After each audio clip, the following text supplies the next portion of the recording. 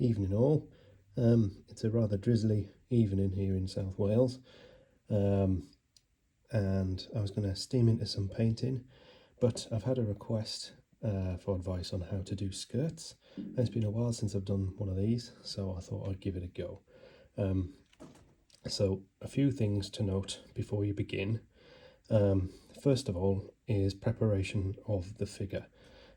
So I'm going to make the assumption that you're working with the periplastics. So there's a couple of things to note. First of all, you'll need to trim away the bottom of the figure. So you can see where that's been trimmed. To do that, excuse me, I just use a sharp blade to just work away at it and trim away like so. So that's the front and back below the belt. So you're going to use the belt line for the line for where the skirt is going to meet the top of the coat, because you're essentially, the end piece is going to look like it's a full coat rather than a jerkin and a skirt, because it's a full garment that we're giving the appearance of at the end. What I mean by that is something that looks like that. So in that particular instance, the skirt was sculpted and then the top of the coat, and as you can see, the end result is that the figure looks like it's wearing one single garment rather than two. It's just the bottom part is called a skirt or a base. So first of all, you'll need to trim the figure as I've shown, and because the skirt in the early Tudor period comes down to usually around about the knee or perhaps just above the knee. In this particular instance, you've got a gap there, and if you just put green stuff straight onto that and try and sculpt your skirt, this gap is going to make life a little bit difficult for you. So what you need to do is, once you've prepared your figure, here's one I prepared earlier, you fill that gap with green stuff, and you let that cure. You need to make sure that you've got the length about right. Don't worry if you've made it too long, because you can just trim it off with a scalpel, and again, too short, you can just add to it.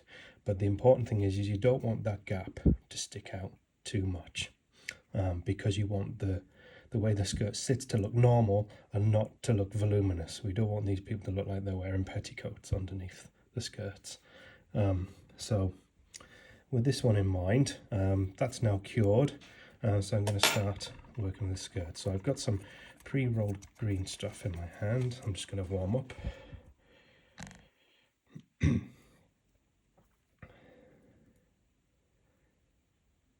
And I'll apply it on. When I first started doing these, I think I did one side at the front, say the right side, then the left side, and then all of the back. It's just a confidence thing. I mean, now I do pretty much the front and back in one go, although that does need a bit of preparation. But what you've got to be mindful of is, as you're working on, say, the back, you've got to think where your fingers are going to go, because you're just going to smudge any detail that you've done in if the back is still curing while you're doing the front. So it's a matter of patience. And if, like me, you've got quite a few to do, you may as well do a production line and just have a little bit of sculpting to give the painting a break one evening, as I'm doing tonight.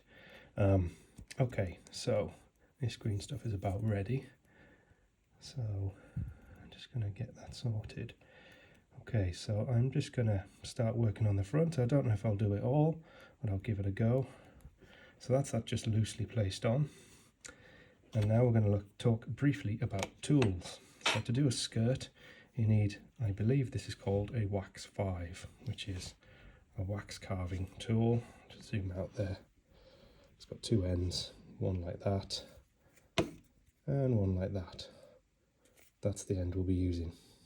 The other thing, I don't know what this is. Well, I do actually. This is from a dental set. I'm sure it has a name, but it's essentially a pin at an angle on a stick. And yes, you could quite easily make your own or just use a pin. Okay, and the final bit in the arsenal is you're going to need some white soft paraffin. I'm sure there are many brands out there, but that's the one that I use, and that is about 10 years worth in my sculpting's pace. You just need that to make life a little bit easier with the sculpting, as the tools need to be slightly moistened. So I'll just zoom out again. It's literally about that much, and probably, in fact, that's too much. So I'm just gonna rub that off on my hand and leave that there in the palm of my hand because I may need it for a later part in the sculpting, so I'm just going to leave it. So basically the end of that is moistened, which will make life easier once we start pushing that putty around like so. So this is quite easy for me, largely because I've got something hard to push against, because we've got that in there. What is slightly difficult is the fact that I've cut the belt off, but I've left the knife on. And my phone's not secured properly in this camera holder. Give me a moment. I am an amateur. Right, okay. So we're just going to push that up to the belt line.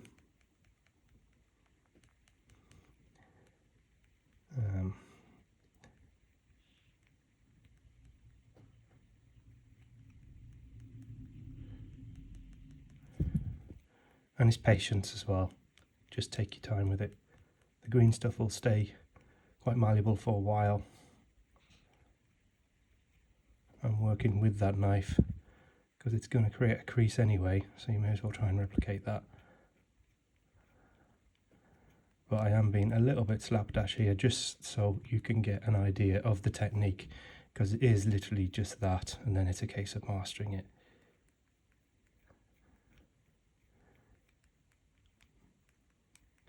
So first of all, what I'm doing is getting the shape of how I want this coat to sit.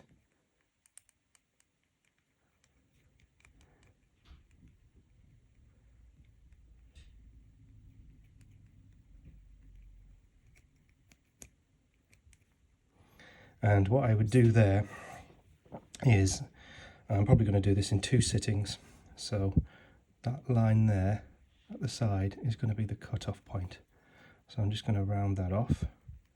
Like I say, you can do it in 1 sitting, but you've got to think about where you're putting your fingers, especially once you've sculpted the front, because once you start working on the back, you could end up obscuring and ruining any hard work that you've spent on the front. So likewise, I'm just pushing this one around as well, and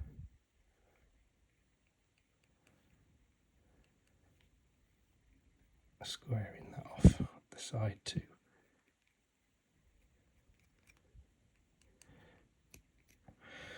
Okay, so that's not, it's a little bit voluminous, which I could faff about with and trim off. And the real important thing is to try and have a visual reference. I can recommend the Tudor Tailor's King's Servants, which I hopefully have right here, funnily enough. So there you go. And on the front is somebody wearing a base coat.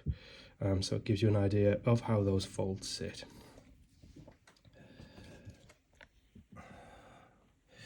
Back to the sculpting. Okay.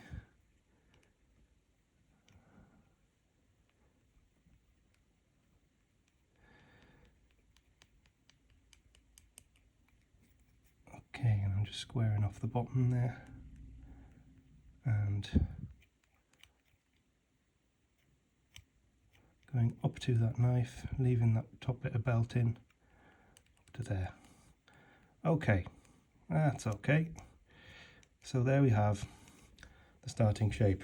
It looks like he's wearing a leather apron. So the next tool is this pin. So I'm just going to moisten that, and again wiping most of it off onto my hand.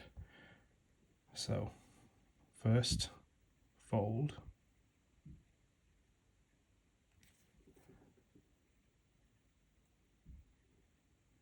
is marked out, and then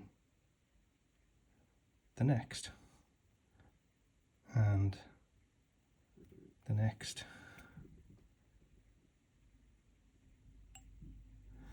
and the next. Now a word unfolds. Essentially, the richer you were, the more of these pleats you had, because you could afford more fabric.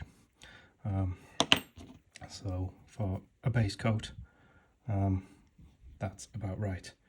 Now obviously that's not finished, but each of those pleats gives me a point of reference to start at with this.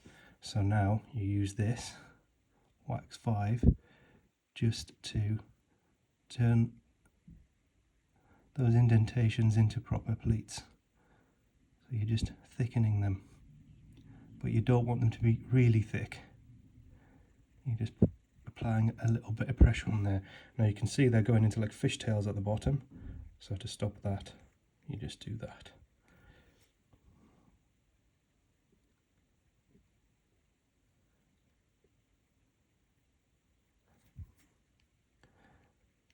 Okay, so we're slowly getting there. And the next bit is you are just working on those pleats and accentuating them. So all I'm doing is just applying a bit more pressure and that upward action, and then flatten it down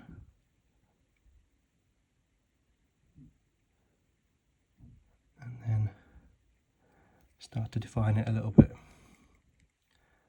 and then you move along to the next one and do the same,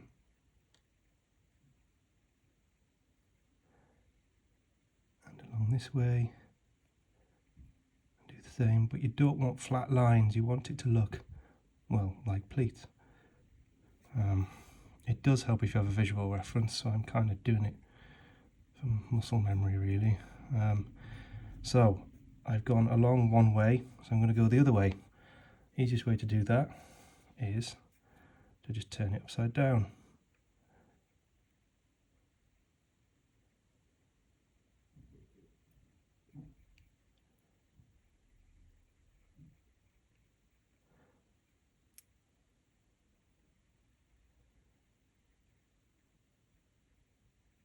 And also I'm using the side of the tool to push it down as well, to flatten the pleat out a little bit.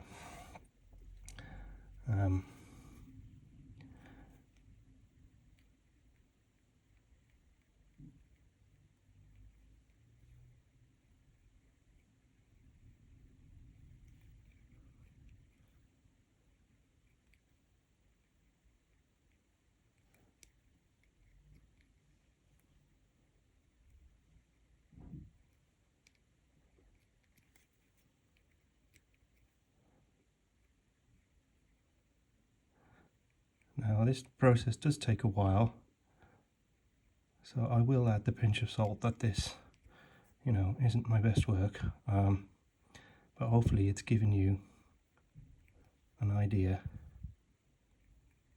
of what I'm doing. I'm defining it, pushing it slightly, raising it, flattening it, and repeat. The more you do, like anything, the better you'll get at it. If you bought the steel fist dollies, you'll find that you've done a bit of sculpting anyway, but on the sleeves. So this is just a slight extension of that.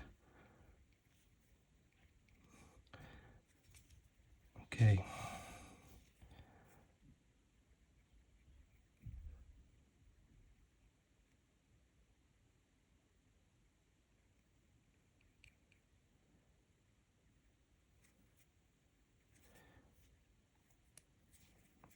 Right, when you're happy with it, I mean that's not ideal, but this is just purely for illustration. When you're happy with it, where the pleat goes in at the seam, i.e. by the belt, I'm just going to do that just at the top, not all the way down, just a little bit at the top.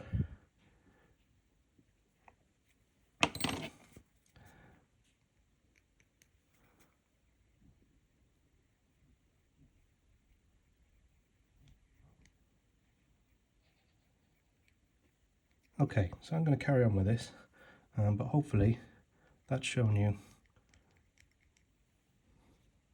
what the process is. I hope that helps.